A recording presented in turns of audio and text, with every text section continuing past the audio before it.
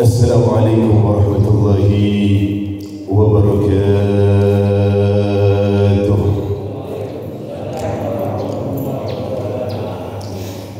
Bismillah, walhamdulillah, wassalatu wassalamu ala sayyidina Rasulillah Muhammad bin Abdullah wa ala alihi wa sahbihi wa mawala. Alhamdulillah, alhamdulillah alladhi hadana bi'abdihi al-mukhtari man da'ana ilayhi bi'idnihi wa man nadana labbayka ya man dallana wa habana. Salla alayka Allah bari'uka alladhi bika ya musaffa khasana wa habana. Segenap para guru, para sesepuh, para orang tua yang sama-sama kita cintai, sama-sama kita banggakan, kita dengarkan nasihat serta petuahnya, guru-guru kita semua, dan keseluruhan daripada kepengurusan Dewan Kemakmuran Masjid Ar-Raya yang kita cintai, serta seluruhnya para sesepuh, para orang tua, kaum bapak, kaum ibu, serta anak-anakku sekalian yang dicintai oleh Allah Subhanahu wa ta'ala.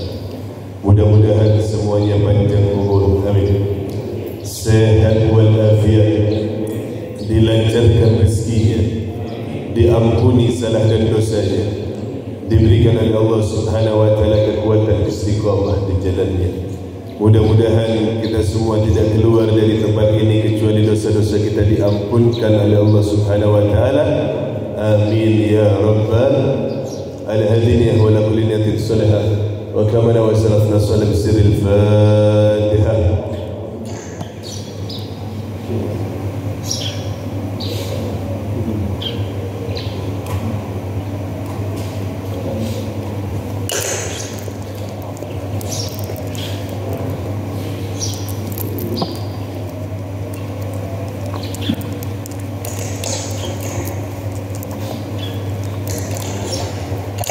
Hadirin wal hadirat rahimakumullah. Sungguh hari yang mulia ini kita berada di tanggal 9 Muharram, yang mungkin sebagian besar daripada kita sedang berpuasa mengikuti anjuran daripada Nabi besar Muhammad sallallahu alaihi wasallam. Seseorang mau berpuasa tentu ada semangat besar untuk melawan daripada hawa nafsunya, meninggalkan sesuatu yang disenanginya. Kita semua ini senang yang namanya makanan, minuman, senang daripada mengumbar hawa nafsu dan seterusnya. Tapi dengan puasa menjaga kita dari dua nafsu sekaligus. Nafsu yang pertama adalah nafsu perut kita, yang kedua adalah nafsu yang di bawah perut. Maka puasa ini menjadi suatu hal yang sangat mulia, karena kita bisa menjaga itu semua. Dan apa yang kita akan bahas pada subuh hari yang mulia ini ada kaitannya dengan hal tersebut, yaitu dalam satu koridor kita bisa melawan apa yang menjadi keinginan-keinginan dunia kita, sehingga kita benar tercerahkan untuk mendapatkan semangat akhirat kita. Kita sudah masuk dalam pembahasan kitab Al-Mawaid fi Al-Haditsil Qudsiyah, yaitu kumpulan hadis-hadis qudsi yang dikumpulkan oleh Al-Imam Abi Hamid Muhammad bin Muhammad Al-Ghazali kita masuk pada pembahasan yang ke-11, Al-Mawaidatul Hadi Asar. Mari langsung saja kita masuk. Bismillahirrahmanirrahim. Yaqulullah ta'ala, Allah subhanahu wa ta'ala berfirman. Apa kata Allah? Ya ayyuhan nas, wahai sekalian manusia, innamad dunya, sesungguhnya dunia itu darun, adalah rumah, adalah tempat, liman la daralalah, bagi mereka yang tidak mempunyai rumah. Dunia ini adalah rumah bagi orang yang tidak punya rumah. Dunia ini tempat, sebuah tempat bagi orang yang tidak punya tempat. Maksudnya apa?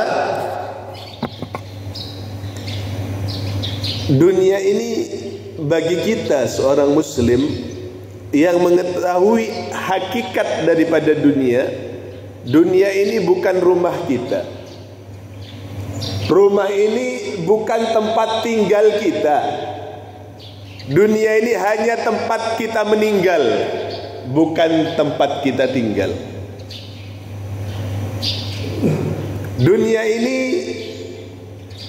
bukan tempat sejati kita, hanya tempat persinggahan saja. Karena sebelum dan sesudah dunia ini ada fase-fase yang kita akan lalui dari perjalanan yang begitu panjang. Kita ini hanya transit di dunia ini, sebentar saja. Kata Rasul, perkiraan 60-70 saja umat Nabi ini. Dan kita sebelumnya bukan di dunia. Sebelum di dunia ini kita pernah mengalami hidup di alam yang namanya alam ruh. Dan kita pun tak ingat bagaimana keadaan kita di alam ruh tersebut. Selanjutnya kita melalui fase yang ada di dalam rahim ibu kita, yaitu alam rahim. Kurang lebih 9 bulan 10 hari lamanya. Kita pun tak ingat bagaimana keadaan kita di alam rahim. Maka sekarang kita ada di alam yang selanjutnya, yaitu alam dunia. Dan alam dunia ini juga sebentar, karena setelah alam dunia ini masih banyak alam-alam yang lain. Alam barzah, yaitu kubur kita, penantiannya sampai datangnya yaumil kiamah. Banyak lagi yang lain nanti, alam-alam perhitungan, alam mahsyar. Oh, panjang sekali perjalanan.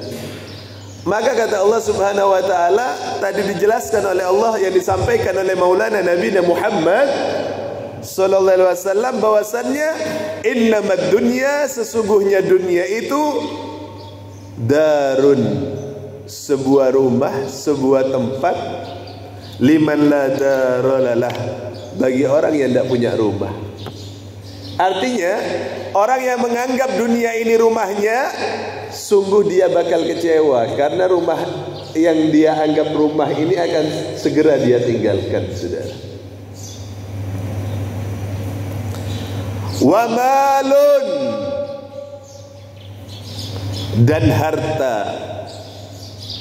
liman la malalalah, bagi mereka yang tidak mempunyai harta.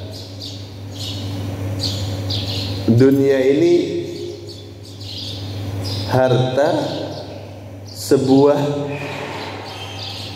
yang dimiliki bagi orang yang tidak memiliki apa-apa. Harta bagi orang yang tak punya harta. Apa maksudnya? Sungguh apa yang diperoleh di dunia ini tidak ada apa-apanya dibandingkan dengan apa yang seharusnya muslim, seorang yang beriman, peroleh nanti di surganya Allah subhanahu wa ta'ala. Maka jelas kata Rasulullah, bagaimana seharusnya seorang muslim itu melihat daripada dunia ini. Suatu ketika Rasul berjalan dengan para sahabatnya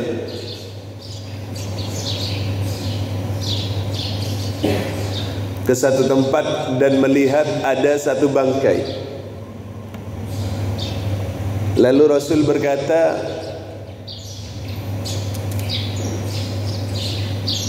kepada para sahabat tersebut, tahukah kalian dunia itu apa? Bagaimana derajat dunia tersebut? Lalu kata Rasul, ad-dunya jifah. Dunia itu seperti bangkai. Dunia itu bangkai, kayak bangkai, bangkai yang diperebutkan. Tak pantas seorang beriman memperebutkan dunia. Tak pantas seorang yang beriman itu menumpuk dunia dan melupakannya terhadap akhirat, melupakannya kepada Allah Subhanahu wa ta'ala. Dunia ini hanya fasilitas, fasilitas kita untuk lebih dekat kepada Allah Subhanahu wa ta'ala, fasilitas untuk makin mendekatkan diri kita kepada Maulana Nabi Muhammad sallallahu alaihi wasallam.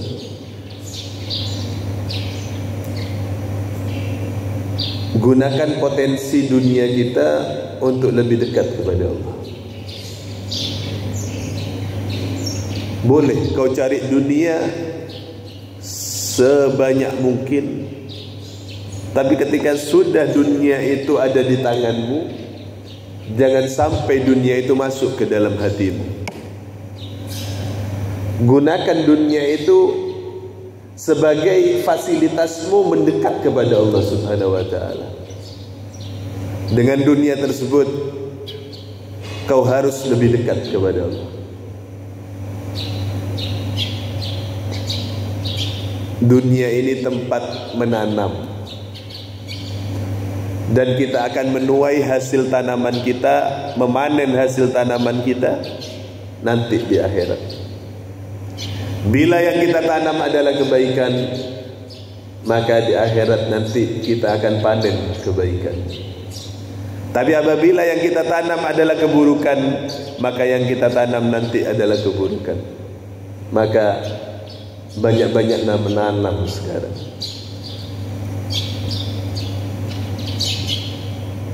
Harta yang kita dapat jangan cuma kita habiskan untuk makan saja. Jangan hanya kita tumpuk untuk kita wariskan kepada anak cucu saja. Maaf, yang dimakan besok keluar sudah dalam keadaan kotoran, saudara. Yang kita tinggalkan ketika kita meninggal hanya akan menjadi warisan, dan betapa banyak warisan itu hanya diperebutkan oleh anak cucu kita. Mending yang memperebutkan itu ingat sama orang tuanya, mendoakan orang tuanya. Ini banyak sekali yang lupa terhadap orang tuanya. Maka harta kita yang abadi, yang kekal adalah yang kita belanjakan di jalan Allah Subhanahu wa ta'ala. 1.000, 2.000 yang kita titipkan tadi di keropak masjid yang keliling itu harta kita yang nyata. 1 buah kerikil yang kita titipkan ke panitia pembangunan masjid, 1-2 lembar ubin keramik yang kita titipkan untuk pembangunan masjid, itu harta kita yang sesungguhnya. Yang lainnya hangus. Maka disebutkan tadi, dunia itu adalah harta bagi mereka yang tidak punya harta. Karena harta yang hakiki adalah harta yang bisa membahagiakan dia nanti di akhirat. Harta kita sesungguhnya adalah yang akan Allah berikan nanti di surganya Allah Subhanahu wa ta'ala. Dunia ini hanya sesuatu hal yang harus kita pergunakan dengan sebaik-baiknya untuk mendapatkan harta yang hakiki tersebut. Belilah harta yang sesungguhnya dengan harta yang ada di dunia ini. Tukar.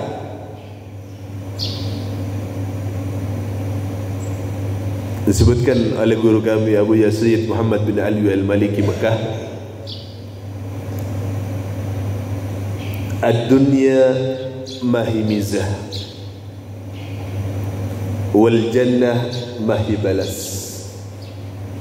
Surga itu, ad-dunya itu, dunia ini mahimizah, bukan tempat kita ketawa-tawa saja, bukan tempat kita cekakak cekikik lupa kepada Allah, berhura-hura, bukan tempat kita hanya mengumbar hawa nafsu kita, bukan.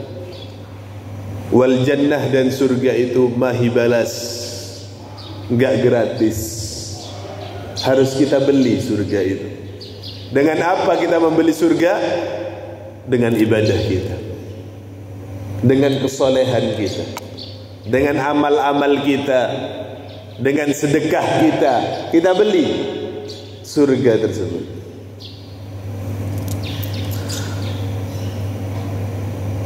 Walaha yajma'u man la aqlalah, dan hanya orang-orang yang tidak berakal saja yang berkumpul untuknya. Perkumpulan-perkumpulan dunia itu disebutkan oleh Allah hanya untuk orang-orang yang tak berakal.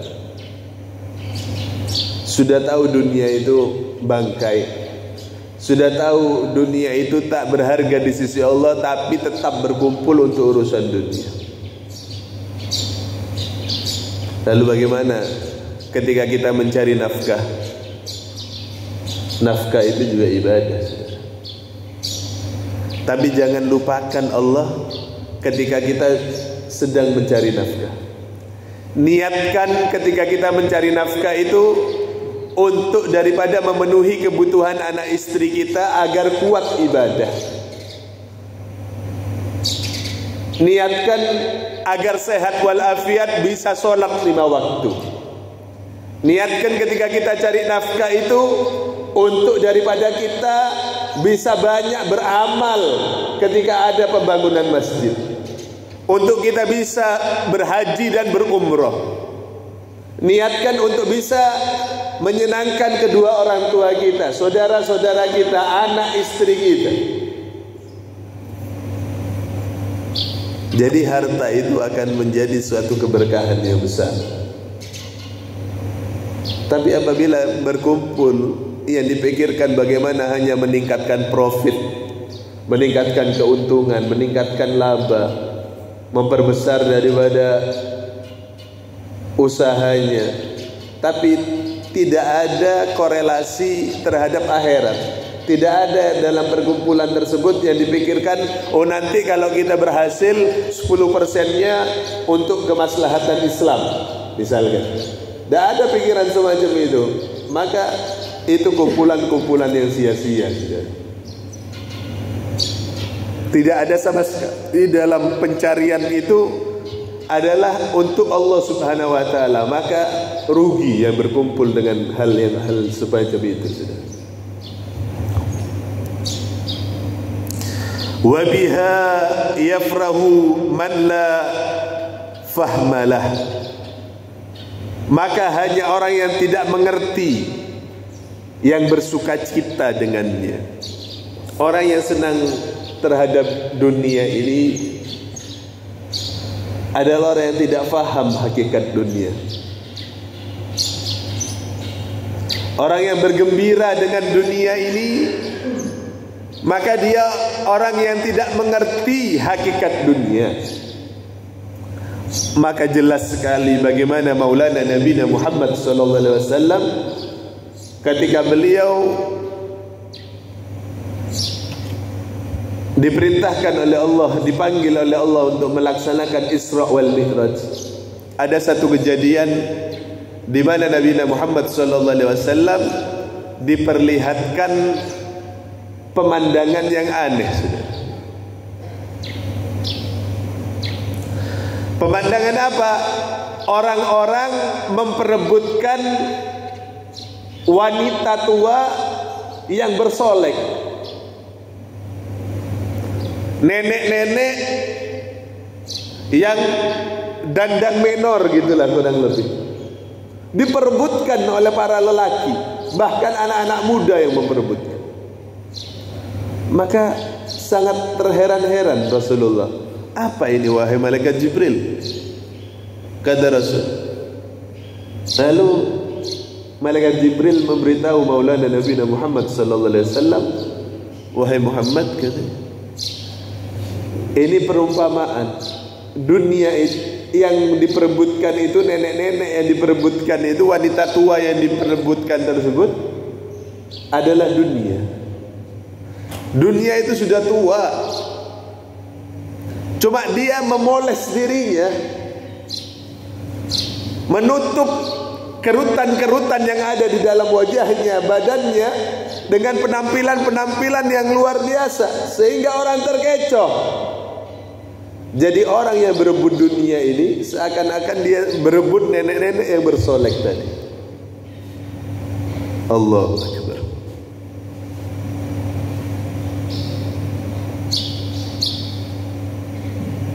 Maka mari kita sadar. Tadi disebutkan orang yang gak faham saja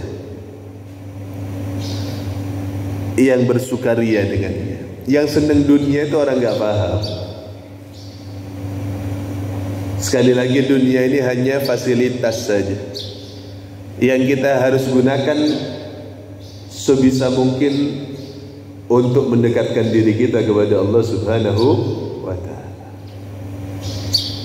Kalau seandainya dunia ini sebab seorang akan dimuliakan di hadapan Allah, tentu yang paling kaya Nabi Muhammad SAW. Tapi faktanya Nabi Muhammad, kita tahu dalam sejarah, beliau mengikat perutnya dengan batu untuk menahan lapar.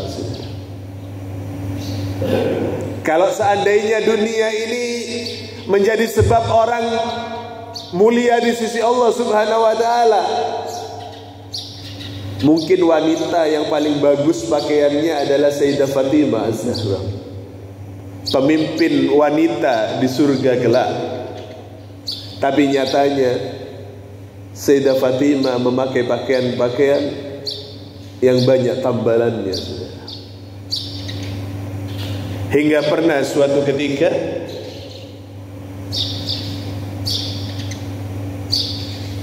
Nabi Muhammad SAW datang ke rumah putrinya. Ketika datang ke rumah putrinya Sayyidah Fatimah, Rasulullah mengetuk.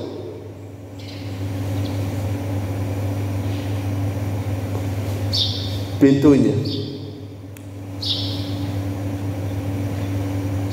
mengucapkan salam,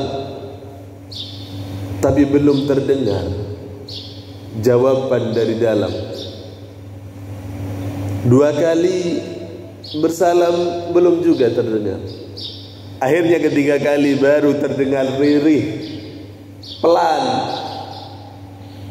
Ternyata Sayyidah Fatimah sedang sakit.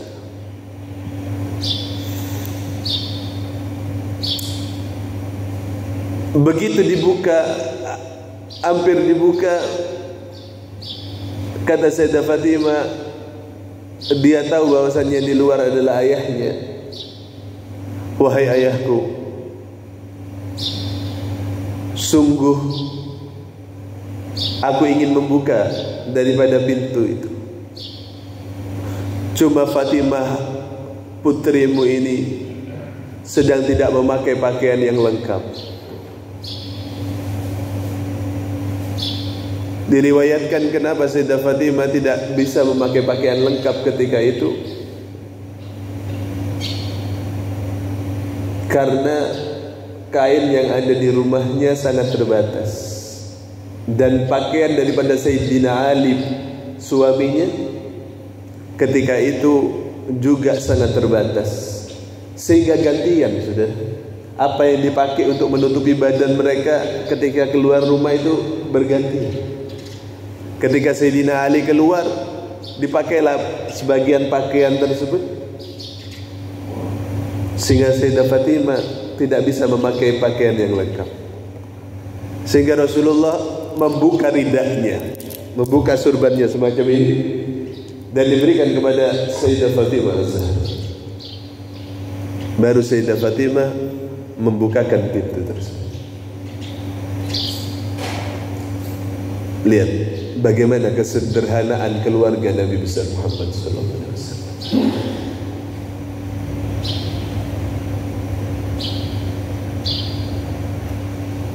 Kalau seandainya dunia ini sebab seorang dimuliakan, pasti mereka lebih dulu mendapatkan bagian dunia yang banyak.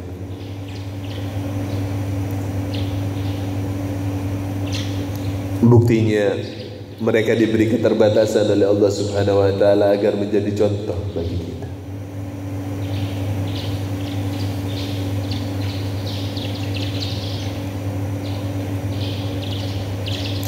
Wa 'alaiha yahrusu man la tawakkala. Wa 'alaiha yahrusu man la tawakkala lah. Dan hanya orang yang tidak bertawakal saja kepada Allah yang rakus memburunya. Jangan sampai kita rakus terhadap dunia ini. Hanya orang yang tidak bertawakal kepada Allah yang rakus terhadap dunia. Ya, cari dunia, yang semangat cari dunia. Seakan-akan kata Rasulullah, kita hidup 1000 tahun ketika cari dunia, ketika kerja, agar semangat kerjanya. Tapi ingat kata Rasul, ketika kau sudah ibadah, jangan lupa bahwasannya besok kau akan meninggal. Ingat-ingat seakan-akan besok kau akan meninggal. Sehingga apa? Dengar azan ketika sibuk kerja, kita mau sholat. Begitu sudah waktunya istirahat, ya istirahat, ibadah. Orang-orang tua kita dulu, bagaimana keadaan mereka? Yang mungkin kita menganggap kita lebih pandai daripada mereka, lebih cerdas daripada mereka, kita lebih terdidik daripada mereka. Bagaimana keadaan mereka? Mereka sebelum subuh sudah bangun, saudara, untuk tahajud. Kakek-kakek kita, buyut-buyut kita, subuh berjamaah, masih membaca wirid atau Al-Quran. Lalu mereka berangkat ke tempat kerjanya masing-masing, yang ke sawah, yang ke ladang, yang ke pasar,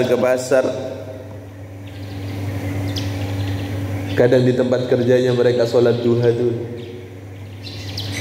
Tidak lama mereka kerja.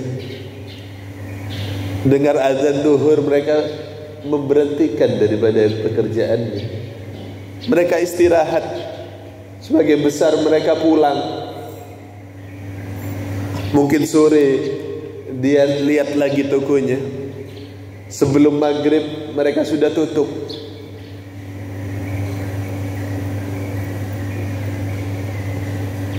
Maghrib sampai isya mereka di rumah bersama anak istri membaca Yasin, membaca Al-Quran.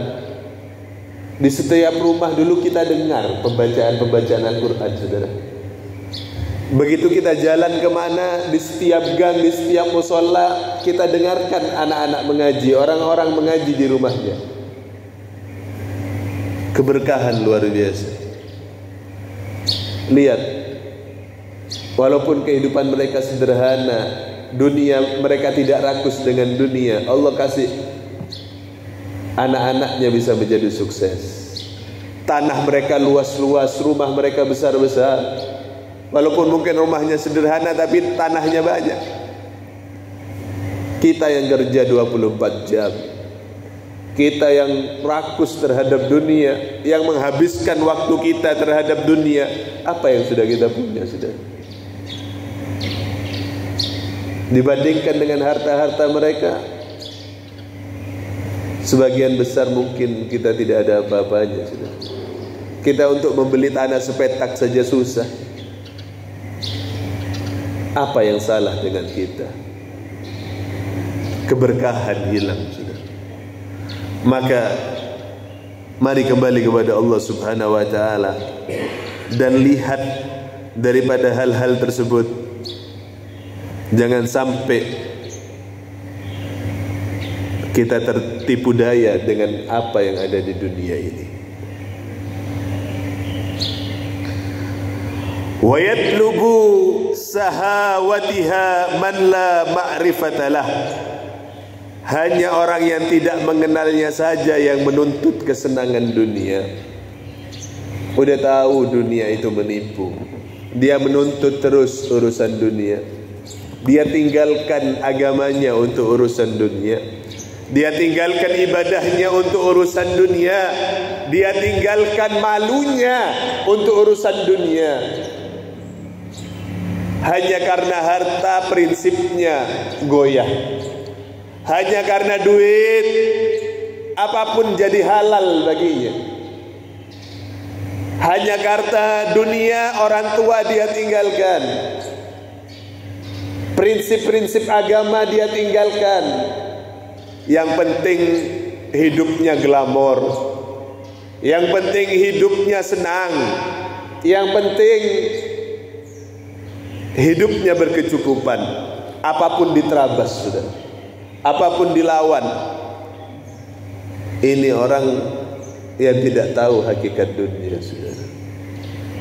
Sungguh apabila itu terjadi, dia akan segera menyesal di dunia, terlebih-lebih nanti di akhirat. Maka mudah-mudahan kita dilindungi oleh Allah Subhanahu wa taala daripada fitnah dunia ini, sehingga kita menjadi hamba-hamba Allah yang senantiasa bersyukur kepada Allah Subhanahu wa taala. Apapun yang kita dapatkan dari dunia ini, harus semaksimal mungkin potensi tersebut bisa mendekatkan diri kita kepada Allah Subhanahu wa taala. Setelah nafkah anak istri kita, tempat yang layak bagi kita, jangan lupakan daripada Allah Subhanahu wa taala. Jangan lupakan untuk kita mencari bekal sebanyak-banyaknya di hadapan Allah Subhanahu wa taala. Mudah-mudahan Allah Subhanahu wa taala panjangkan usia kita. Allah lancarkan rezeki kita. Allah mudahkan semua yang menjadi kesulitan hidup kita. Allah angkat segala macam mara bahaya dalam hidup kita. Allah selesaikan semua urusan-urusan kita. Allah lunaskan hutang-hutang kita. Allah selesaikan tanggungan-tanggungan hidup kita. Mudah-mudahan Allah Subhanahu wa taala berikan usia kita usia yang panjang dalam keberkahan.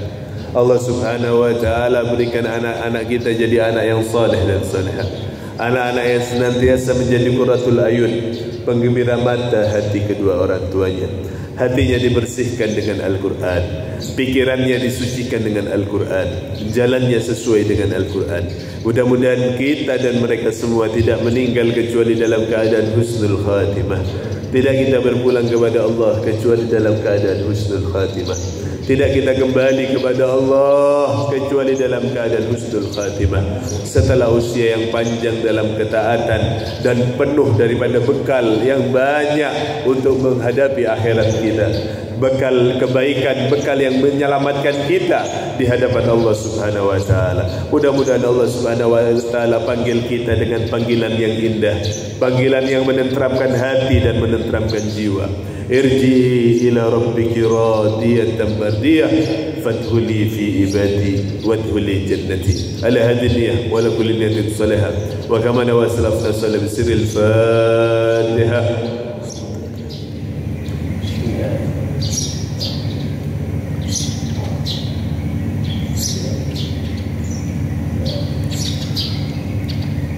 Dari Al-Fakir cukupkan sekian, kurang lebihnya mohon maaf. Akhirul kalam, billahi taufiq wal hidayah, ridha wal hidayah. Assalamualaikum warahmatullahi wabarakatuh.